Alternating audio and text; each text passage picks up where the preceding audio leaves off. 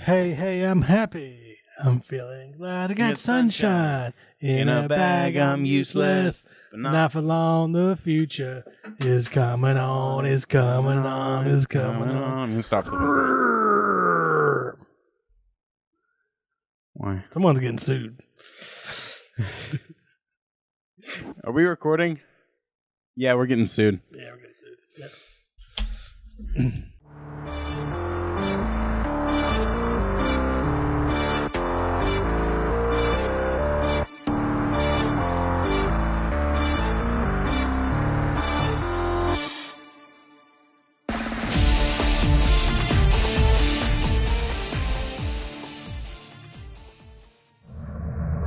What's up, Cave Dwellers? I'm Gabe.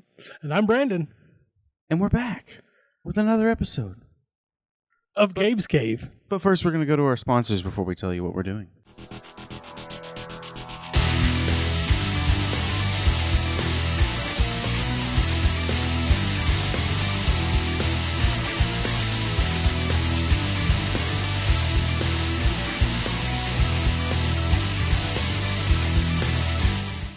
Thank you, RPGhiring.com. You are wonderful people. Building people, changing lives. That's right, Brandon. Brandon, what are we doing today? We're doing another episode of Polish Gems. Woo! Okay. What is this week's Polish Gems? I actually really like this one. It's really cool. What? I really like this one. Yes. Not the other ones. Just I like one. the other ones too, but I like this one a lot more too because I like Batman Beyond because it's Batman Beyond the White Knight. Batman Beyond the White Knight, the follow-up to the ultra-popular Batman the White Knight series. So Sean Gordon Murphy has come out with a new series. Number 1 came out last week, so you can get number 2 in April, but we're going to review number 1 and why you should put it on your pull list. So, Batman Beyond the White Knight by Sean Gordon Murphy. He did the interiors, he did the covers. And something kind of special about this before we get into the story, Sean Gordon Murphy tweeted out before the book came out that his cover A, my favorite, got severely underprinted because of an issue with the printers. So some people couldn't confirm this, but from what I have heard from other sources, other comic shops, the West Coast really didn't get any of these cover A's. So the cover A was severely underprinted. We got some at our shop, so we have some. So you're probably going to see a lot of cover B's out and about. Nothing wrong with cover B. Cover A is the nice one. Yes. Yes, it is. But, trying to get into it, you're a big Batman Beyond fan, so I don't I'm a big Batman fan. Right, big Batman, but you do really like Batman Beyond. Yes. So try to take us through the story and tell us what you thought. So this is kind of like a reversed Batman Beyond story. Like the original is like, Terry McGinnis ends up upon the Batcave and he becomes Batman. And he has the iconic black and red suit. It's when Bruce Wayne is old and he can't be Batman anymore, and the city's gone without Batman for years. So it's an entirely different age and new technology and everything. And he's having to go through with this high-tech bat suit, the most powerful suit that Bruce Wayne ever created. And Bruce Wayne's company is no longer Wayne Tech, it's Wayne Empowers, or Wayne Powers, whatever. Because whenever Wayne tried to shove Powers' little small company that was a part of Bruce Wayne's, Powers sued Bruce Wayne and became the half-half owner with Bruce Wayne. And I don't know much about the White Knight storyline, but I do know that this is like a flipped, where Terry McGinnis, who becomes Batman, is working with Powers, which he hates Powers because Powers killed his dad in the original. And then I couldn't tell if Jason Todd was older or is like the first son instead of Dick, or so Jason Todd in this was actually the first Robin. Okay. So Jason Todd is, he got caught by the Joker. Yeah, and it seemed like it had the same thing. It's just his took place before Dick. Right. It took place before Dick. Dick was actually the second Robin in this world. Jason is kind of bummed out because he got captured by the Joker and he sort of went off on his own after he escaped. And when he came back to see Bruce, he was training another Robin, which was Dick Grayson. Mm-hmm. So that made him extremely jealous, and they had a strained relationship after that. So all the Robins are in this. Harley Quinn is in this.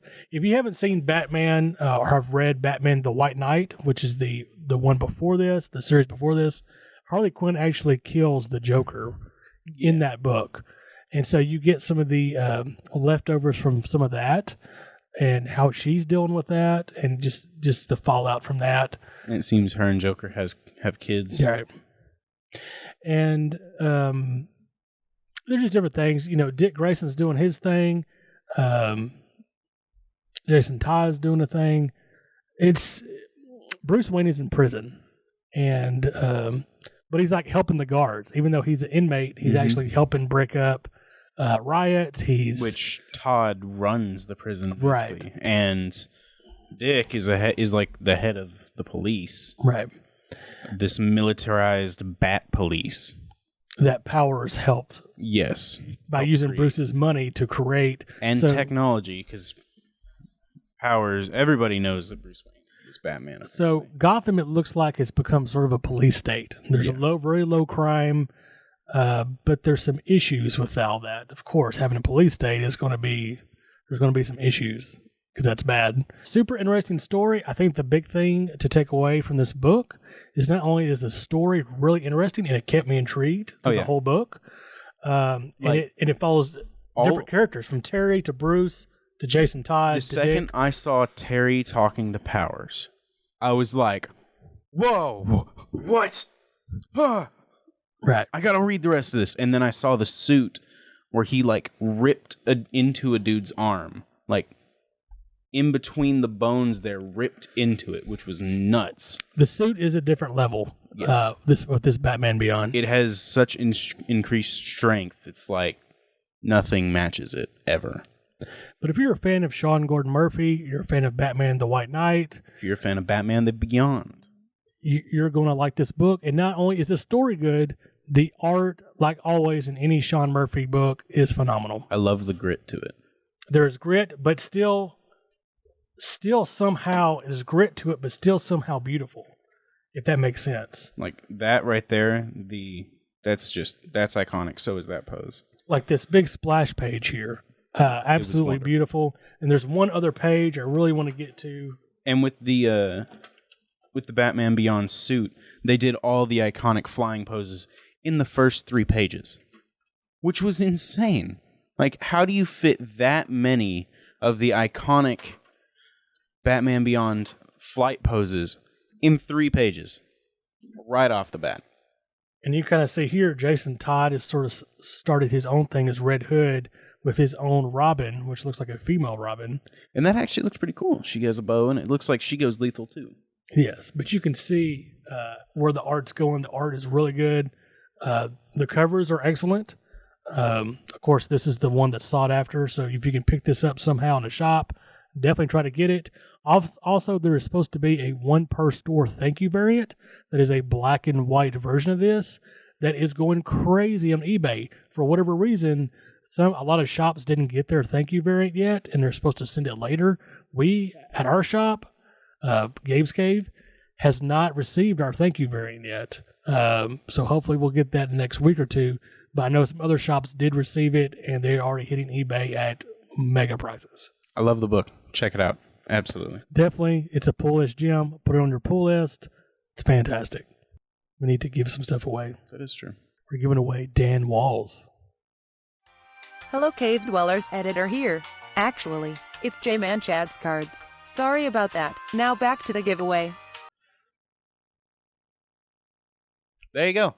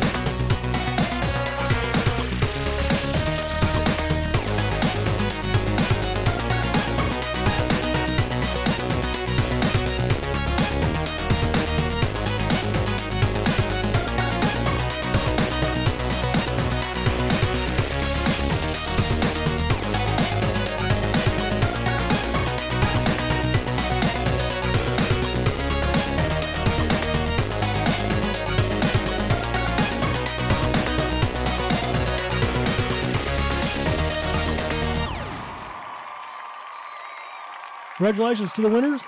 You get amazing cards. And last place, you get a loot box. The loot boxes are fun. Make sure you unbox it. Tag us in it. Let us know. If you haven't watched any before, the unboxings are really awesome. And people lately have been trying to get us to sell the loot boxes. Apparently they're that good. Yeah, that was... We did have a couple people come in the shop asking if they could buy Yeah, it. maybe one day. We'll see. One day, maybe. But you might have to up our game if we do that. Yeah. If we're going to sell them. But yeah, awesome. Congratulations to all the winners. Hope you enjoy those cards. We'll get them out ASAP. So, next thing's next. Let's meet this week's artist.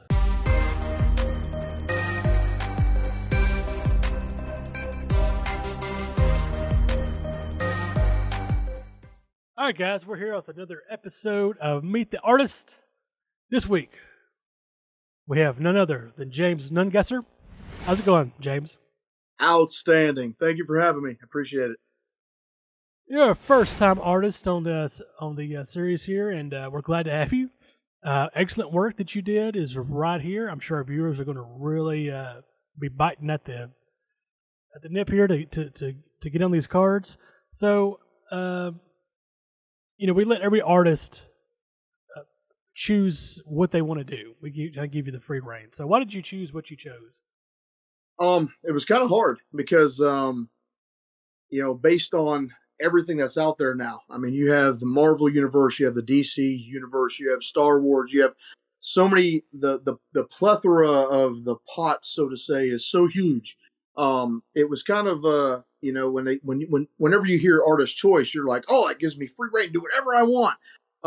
It's not as easy as it appears to be, especially for those of us that grew up in a comic environment and we love old school comics, new school comics, cinematic universe characters. It kind of the universe is so large that to narrow it down to a certain number is actually pretty hard. So I had to kind of put my brain to it, and I said, you know what?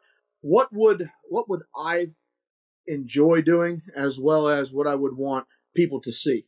And I find myself kind of torn because I'm torn between the DC universe and I'm torn between the Marvel universe because we have great characters on both sides. And so as you can kind of see, on the banner, and obviously you guys have the cards as well. It was more kind of leaning, I feel, on the DC side, but I like the dark, I like the gritty, I like the grime, and the Batman, the Joker, the darkness.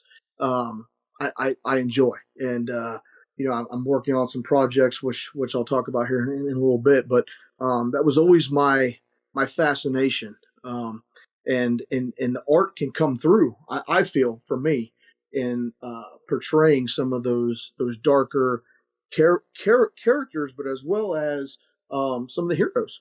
And I just wanted to display that and bring that to life in my style, and also pay homage to some of the old school creators as well.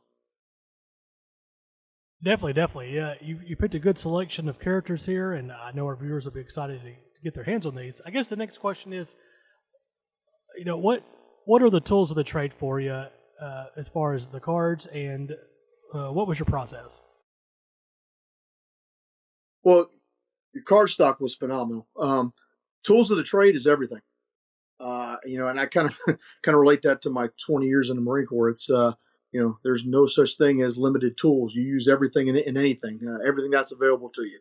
I always start off with a rough sketch. I have a drafting table here, and I usually start off everything with a rough pencil sketch, and then from there I build. I get my general idea down, and then I start modifying, and I get it tightened up to the way I want it to look.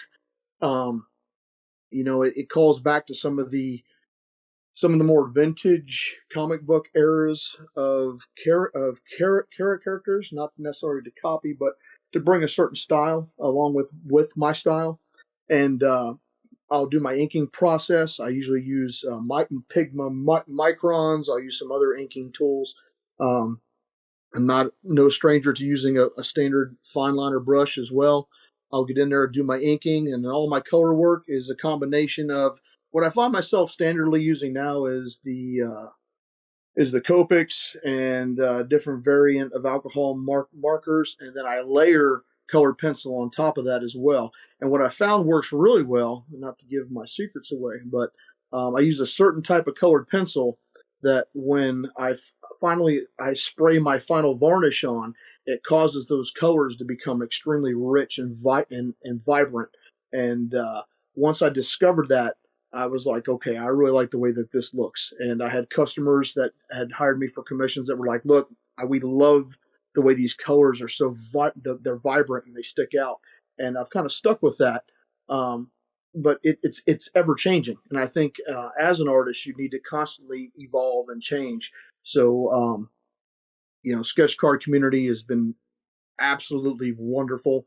I feel like we're one big family. I don't, I can reach out and like I don't want to name drop, but like Ronnie Crowther and Michael Mastermaker and some of those individuals, phenomenal artists, and have helped me get into the business and explore my own style. And by utilizing certain techniques and traits and actually utilizing tools that I never thought I would use before has really brought out some amazing work. And I'm constantly growing. I'm constantly getting better. And but yeah, microns, alcohol markers, acrylic paint, you name it. If it's out there and I can use it, I'll use it. I've even used coffee in one of my commission pieces. They wanted it.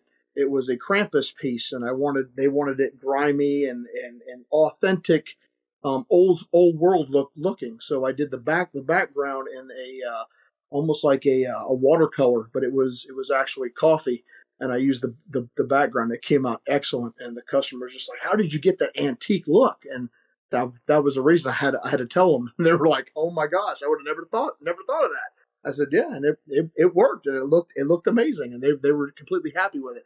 So I don't rule anything out. Everything's fair game, and as long as I can get the desired effect and the desired look, we're gonna go forward and do it. So, is there any current or upcoming projects that you want to talk about? There are quite a few. Like I'm kind of swamped at the moment, especially with cards, with the sketch cards. I had a commission list. I think I have about 5 to 6 spots available left remaining for this year. I have multiple sets that I'm working on. A lot of those I can't talk about right now due to obligations. I'm still doing sketch comic covers, custom covers, cover variants. I have 2 that I'm working on now: a Wolverine and a Walking Dead. And for the most part, I was flocked by the influx of commissions, and it just kind of threw me for a loop because I wasn't kind of expecting it. It caught me off guard a bit. But I'm always welcome to a commission, and it no holds barred. So whatever you can think of or come up with, you work with me. We'll make it happen. Any medium, particularly sketch cards and comic covers are my forte. However, I have done some larger pieces. I did a Pokemon piece for a client that was wanted to have a birthday for his son and commissioned me to do a framed piece for him. We did that as well. And what I did was he wanted the particular Pokemon, but I basically broke it down into show the entire evolution. So it was a hit. They absolutely loved it. And because I did that one, I got a commission for another one. So everything's on the table. If you can think it, we're going to make it happen. So, but yeah, that's kind of where I'm at now. I'm working on Ultraman 2 card series. I've got some other few series that I'm working on that I can't discuss currently, and I hate this top secret stuff. But being prior military, I understand that. But yeah, I am busy for the rest of the year. Well, say someone wants to attempt to get on your commission list, or just wants to follow you and see what you're up to, just in general. Where can they find you at? Well, you can find me on Facebook. Is probably going to be the number one platform that I utilize, because most of my clientele comes through Facebook, through Messenger, You can also reach me on Instagram at James Nungesser Art. But for Facebook, it's James Nungesser Sketch Cards. But yeah, just shoot me a PM. Let me know what it is you're interested in. If you want sketch cards, if you want a special commission piece, like I said, the sky's the limit. You let me know. We're going to make it happen. I want to do the best job that I possibly can for the most affordable price. But I want the art to speak. So as long as you're happy with it, we're gonna tweak it. We're gonna work with it. We're gonna get it to the way you actually want it, and it's something that I absolutely love to do, and I'm going to continue to do it. So hit me up. Let me know what it is you're wanting, and we will make it happen. James, thanks for coming on the show and talking with us, and we're excited to give these cards away. I know our viewers will be too, but we appreciate you coming on. I appreciate you guys having me. It's been a blast. See you next time.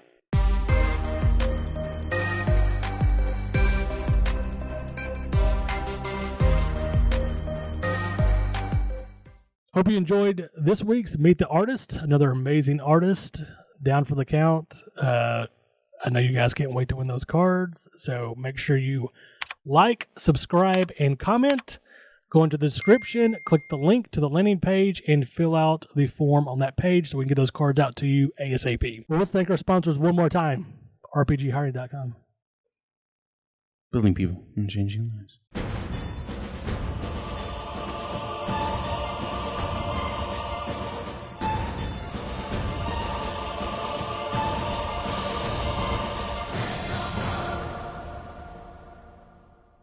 Thank our sponsors once again. We're going to do some ASMR now.